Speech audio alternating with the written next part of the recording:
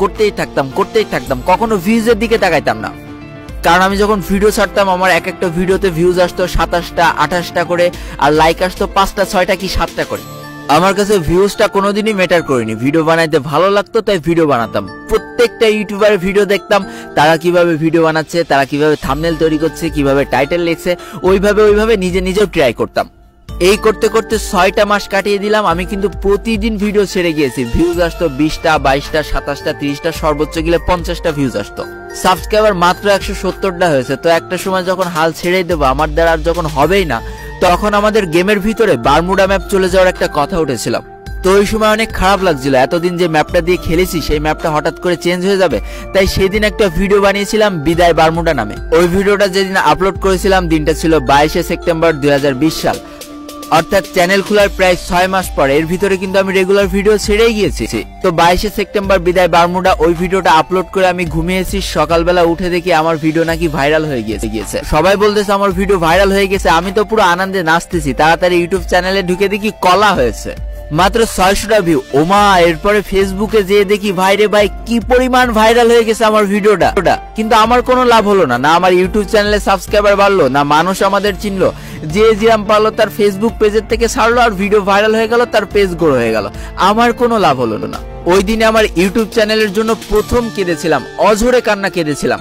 কিন্তু বিশ্বাস করো, কষ্ট পেলেও সেদিন ভেঙে পড়িনি। ওই ভিডিওটার মাধ্যমে 1000 সাবস্ক্রাইবার হয়ে গিয়েছিল, আর সেই 1000 জন আর্মিকে নিয়ে আমি আমার যাত্রা শুরু করে দিয়েছিলাম নতুন ভাবে। আবারও সেই রেগুলার ভিডিও ছেড়ে যাচ্ছি, 1000 সাবস্ক্রাইবারে আটকে রয়েছে, কোনো লাভ হচ্ছে না, লস হচ্ছে না, ওইভাবে পড়ে থাকলাম। তো এমনই একদিন ভিডিও ছাড়ার ডেট চলে এসেছে, এদিকে আমার কাছে কোনো কন্টেন্ট নেই। আমি ভাবতেও পারছি না যে কি ভিডিও আপলোড করব, কারণ আমার পড়ালেখার চাপ। তো সারাদিন পড়ালেখা শেষে রাত 1টার সময় যখন ঘুমাতে যাব, তখন চিন্তা করছি কালকে আমি কি নিয়ে ভিডিও ছাড়বো।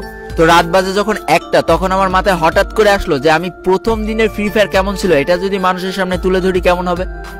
তো ইউটিউবে সার্চ করলাম free fire first game play, আমার সামনে প্রচুর গেম প্লে আসলো। তো ফ্রি ফায়ারের প্রথম দিকের একটা গেম প্লে আমি ডাউনলোড করলাম। পরের দিন তার উপরে নিজের ইচ্ছা মতো ভয়েস ওভার করলাম, কোনটা ভালো মন্দ সবকিছু তুলে ধরলাম। যথারীতি বিকেল 5টার সময় ভিডিও আপলোড করে পড়ালেখা করে রাত্রেবেলা ঘুমিয়েছি।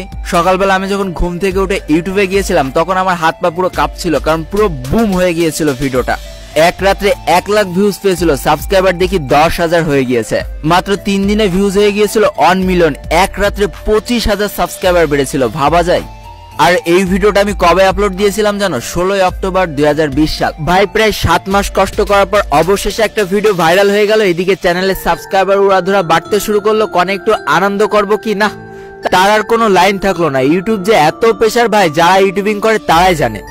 কিন্তু এদিকে তো আমার ভিডিও ভাইরাল হয়ে গিয়েছে, এদিকে গেম প্লেটাও আমার ছিল না, অন্য একটা ইউটিউব চ্যানেল থেকে ধার করে নিয়ে আসা। তো সেই ইউটিউবের কাছে অনেক কাকুতি মিনতি করেছিলাম যে এই ভিডিওটা আমার চ্যানেলে থাক না, প্লিজ তুমি কোনো কপিরাইট স্ট্রাইক দিও না।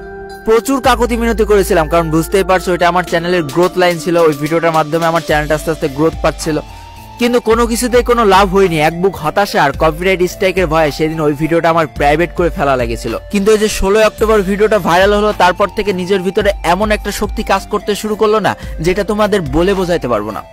এরপরে আমার আর ঘুরে তাকানো লাগেনি, একের পর এক ভিডিও ছেড়েছি, আর তোমরা ভাইরাল করার দায়িত্ব নিজের কাঁধে তুলে নিয়েছো। এই করতে করতে 1.5 বছরের মাথায় আমার চ্যানেলের সাবস্ক্রাইবার সংখ্যা হয়ে দাঁড়ালো 1 মিলিয়ন, আর আজকে আমি বর্তমান পজিশনে এসে দাঁড়িয়ে আছি।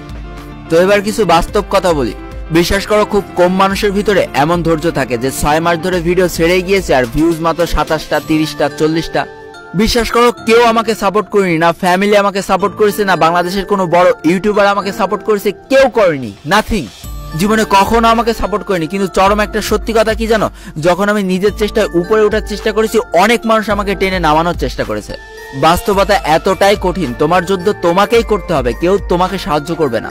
সবকিছু মুখ বন্ধ করে সহ্য করে নিতে পেরেছিলাম বলে আজকে এই জায়গায় এসে দাঁড়াতে পেরেছি। আর আমি একমাত্র সেই ইউটিউবার যার সাথে কোনো ইউটিউবার আজ পর্যন্ত কন্ট্রোভার্সি হয়নি। কারণ যে কথা আছে না, বোবার কোনো শত্রু নেই আর চোরের কোনো ধর্ম নেই, কথাটা 2 লাইনের হলেও এর মধ্যে অনেক ব্যাখ্যা আছে। তো এটাই ছিল আমার ইউটিউব যাত্রার সংক্ষিপ্ত কিছু গল্প।